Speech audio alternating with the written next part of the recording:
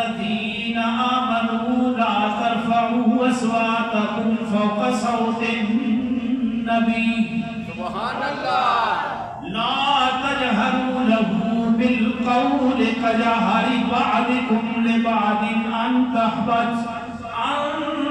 تحبط أعمالكم وأنتم لا تشعرون سبحان اللہ يا أيها الذين آمنوا لا ترفعوا أصواتكم فوق صوت النبي اے ایمان والو تمہاری آواز نبی کی آواز سے اوپر نہیں جانی چاہیے. اور ایمان والے کون ہیں؟ حضرت ابوبکر صدیق اور حضرت عمر فاروق رضی اللہ تعالیٰ جن کو رب مخاطب ہو کے جاتا ہے. اللہ ان سے مخاطب ہو کے بات کرتا ہے اور اس وقت سے لے کر کے آج دن تک در نبی کے اوپر بات اونچی نہیں ہوتی. قرآن کی اس آیت کا اعجاز آپ جہاں سے اندازہ لگا لیں. مکہ میں جائیں ماحول سخت ہے, مدینہ میں جائیں شیر و شکر ہو جاتا ہے, آواز بھی اونچی نہیں ہوتی. کسی سے گزرتے ہوئے کندھا ذرا ٹچ کر جائے تو واپس آ کے معذرت کرتا ہے. اس کو پتہ ہے اگر اللہ دھمکی دے سکتا ہے نا ابو بکر صدیق کو تو ہماری کیا شان ہے, ہماری کیا اوقات ہے, ہماری کیا بات ہے. یا ایھا الذین آمنوا لا ترفعوا اصواتکم فوق صوت النبی سبحان اللہ لا تجہروا, تمہاری آواز نبی کی آواز سے اوپر نہیں جانی چاہیے.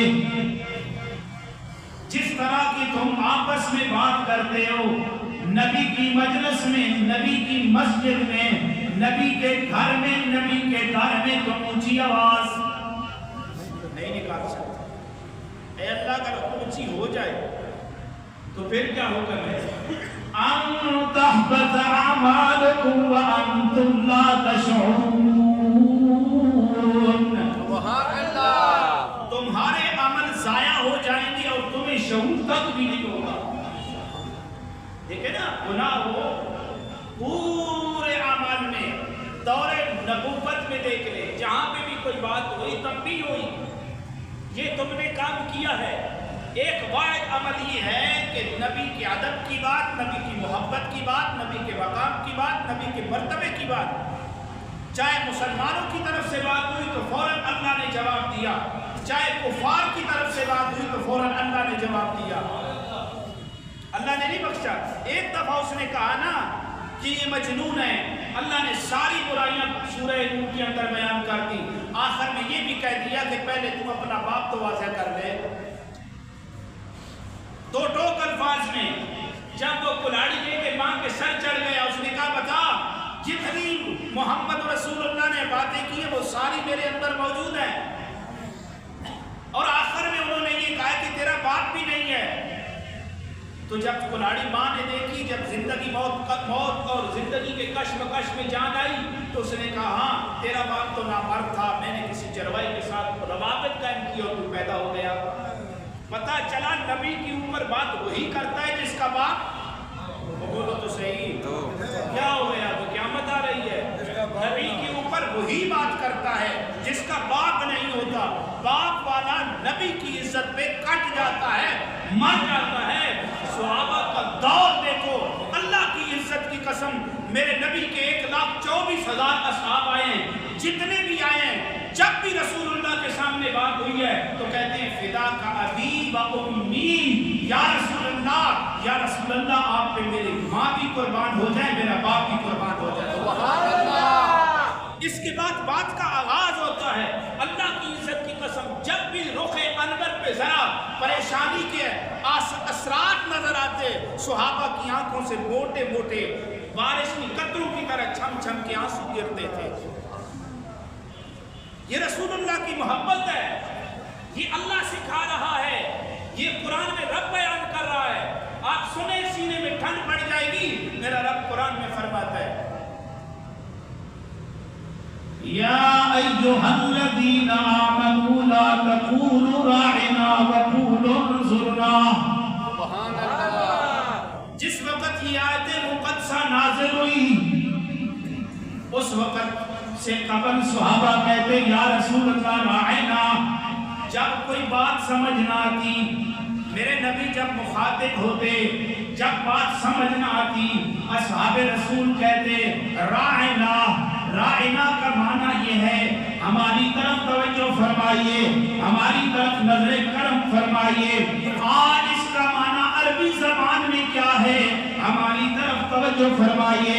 ادھر یہودیوں نے کیا کرنا شروع کیا، یہودی راعنا کو کھینچ کے پڑھتے تھے۔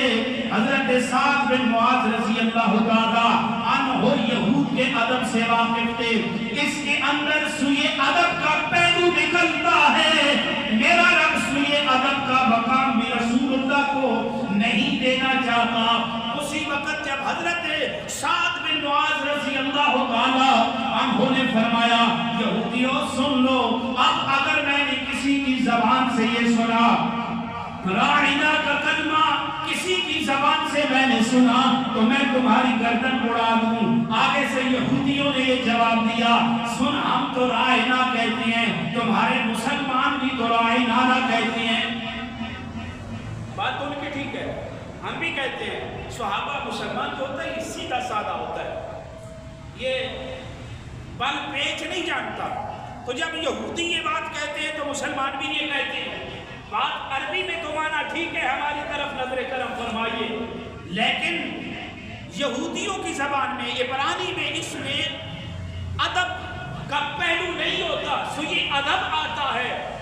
تو جب صحابی پریشان عالم میں رسول اللہ کی بارگاہ میں آتے ہیں، جب پہنچے آگے اللہ نے آیت نازل کی ہوئی تھی یا ایھا الذین آمنوا لا تقولوا راعنا وقولوا انظرنا، ایمان والو راعنا نہ کہو انظرنا کہو، ایمان والو راعنا نہ کہو انظرنا کہو۔ یا رسول اللہ ہماری طرف نظر کرم فرمائیے۔ اللہ کسی دوسری زبان میں بھی رسول اللہ کے گستاخی پسند نہیں کرتا۔ تو یہ عمل آپ دیکھیں نا، جن لوگوں کے دلوں میں رسول اللہ کی کمال کی محبت ہے، اللہ فرماتا ہے ان الذین یغضون اصواتهم عند رسول اللہ اولئک الذین امتحن اللہ قلوبهم للتقوی لهم مغفرۃ واجر عظیم۔ اللہ نے ان کے دلوں کو تقوی کے لیے منتخب فرما لیا ہے اور ایسا فرمایا ہے کہ لهم اجر عظیم، ان کے لیے اللہ نے بہت بڑا اجر بھی رکھا ہوا ہے۔ سبحان اللہ۔ تو سامعین محترم، یہ رسول اللہ کی ذات ہے کہ معمولی ہستی تو نہیں ہے۔ دیکھیں نا آپ اصحاب رسول کی عمل کو دیکھیں۔ اب بندے کو جب جان پہ پڑ جائے تو کسی کی یاد رہتی ہے، خود جل رہا ہو، خود جل رہا ہو تو دوسرے کی فکر ہے۔ سیدنا ابو بکر صدیق رضی اللہ تعالیٰ عنہ پہلے مسلمان ہیں، خلیفہ بلا فصل ہے، رسول اللہ کے رفیق ہیں، یار غار بھی ہیں، یار مزار بھی ہیں، ہر جگہ رسول اللہ کے ساتھ ہیں، ساتھ نہیں چھوڑا۔ کہیں سے یہ اگر آپ کے آواز میں کان آ جائے کہ وہ اقتدار کے لالچ کے لیے ساتھ تھا تو سنو، جب کوئی نہیں تھا نا نبی کے ساتھ، ابو بکر اس وقت بھی نبی کے ساتھ، جب کوئی چلنا گوارا نہ کرتا تھا۔ بیٹا توجہ میری طرف، اور چھوٹے ادھر دیکھو، جب کوئی ساتھ نہیں چل رہا تھا ابو بکر اس وقت بھی ساتھ چل رہا تھا۔ جب ساتھ چلنا کوئی معمولی کام نہیں تھا ابو بکر جان بھی نچھار سامعین محترم، بیت اللہ میں گئے، قرآن کی تلاوت کی، مار پڑنا شروع ہو گئی، یہاں تک کہ اتنا مارا کہ دن کے 12 بجے سے لے کر شام تک ابو بکر کو ہوش نہیں آیا، اور خاندان کے لوگوں نے کہا کہ عتبہ بن ربیع سے ہم اس کا بدلہ لیں گے۔ اب ابو بکر اگر مر جاتا ہے تو یہاں تک بات پہنچ گئی، انہوں نے ادھر سے بات چھوڑی، گھر میں گئے، شام کو ابو بکر صدیق رضی اللہ تعالیٰ عنہ کو ہوش آتا ہے، جو ہی آنکھ کھلی، پہلی نگاہ جب ماں کے اوپر پڑی، ابو بکر نے کہا ما فعل رسول اللہ۔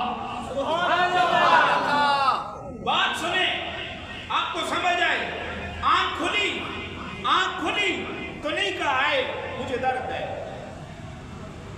میں بچ گیا ہوں، ماں تم سنو تمہارا کیا حال ہے، نہیں، جو ہی آنکھ کھلی ماں کے چہرے پہ پڑی، ابو بکر نے کہا ما فعل رسول اللہ، میرے آقا کس حال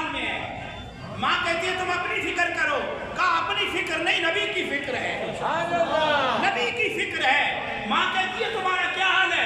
سارا دن ہم تجھے پٹیاں کرتے رہے, پھر تو اسی نبی کا نام لیتا ہے جس کے لیے تجھے مار پڑ رہی ہے. کہا اس کی مار میں بھی تو مزہ ہی ہے نا, اس کے نام پہ مار پڑے تو مزہ ہی آتا ہے. یہ اگر پوچھنا ہے تو غازی علم الدین سے پوچھ, یہ مزہ اگر پوچھنا ہے تو ابوبکر صدیق سے پوچھ, اس مزے کا اگر مطلب لینا ہے تو عمر فاروق سے پوچھ. اس کی چس اگر لینی ہے نا, اس کی چس اگر لینی ہے تو عثمان غنی سے پوچھ. جس وقت ہر طرف لوگوں میں بات پھیل گئی کہ عثمان غنی شہید ہو گیا ہے, مکہ والوں نے کہا عثمان ہم محمد کو صلی اللہ علیہ وسلم سب کہو, ہم محمد کو بیت اللہ کا طواف نہیں کرنے دیتے. سنیے سینے میں ٹھنڈ پڑ جائے گی, ایمان کو یہ جملہ جلا بخشے گا. عثمان غنی نے کہا رب کا مقام محمد کی وجہ سے ملا ہے, اس گھر کا مقام محمد کی وجہ سے ملا ہے. اگر محمد بیت اللہ کا طواف نہیں کرتے تو عثمان کو اس کی حاجت نہیں ہے. محمد طواف کریں گے میں بھی کروں گا, محمد طواف نہیں کریں گے میں بھی نہیں کروں گا, کیونکہ مجھے خدا کا بھی پتہ مصطفیٰ کے در سے ملا ہے, کعبہ کا پتہ بھی مجھے مصطفیٰ سے ملا ہے. تو وہ طواف کریں تو میں بھی طواف کروں, وہ طواف نہیں کرتے تو مجھے حاجت نہیں ہے. یہ اب کی بات نہیں ہے, یہ تب کی بات ہے جب نبی قصاص عثمان کے لیے صحابہ سے بیعت لے رہے تھے, اور اللہ نے ایک ہاتھ کو اپنا ہاتھ کہا ہے. یہ تب کی بات ہے, یہ اس درخت کے نیچے کی بات ہے جسے بیعت رضوان کہتے ہیں. سامعین محترم, یہ عشق و محبت تھا.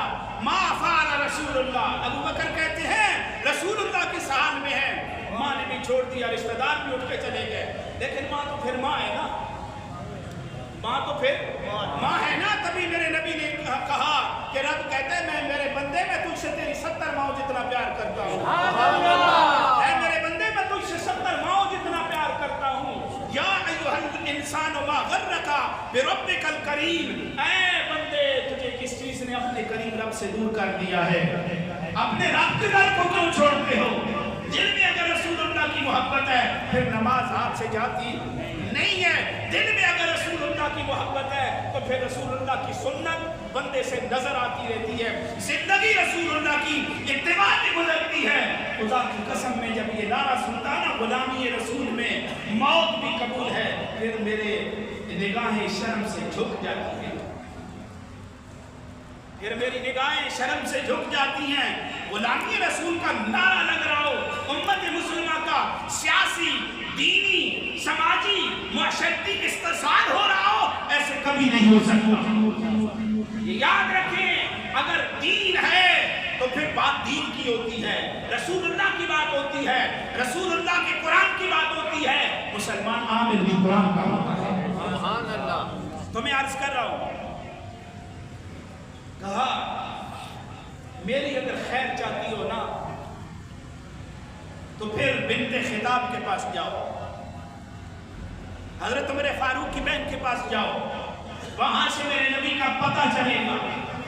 جب تک مجھے رسول اللہ کی خبر نہیں آتی خیر کی, میری خیر نہیں ہے. ماں نے کندھا دیا, کھینچتے کھینچتے رسول اللہ کے گھر میں لے گئی. جب رسول اللہ نے دیکھا تو میرا نبی آپ دیدہ ہو گئے, پریشان ہو گئے, اٹھ کے ابو بکر کی پیشانی پہ بوسہ دیا.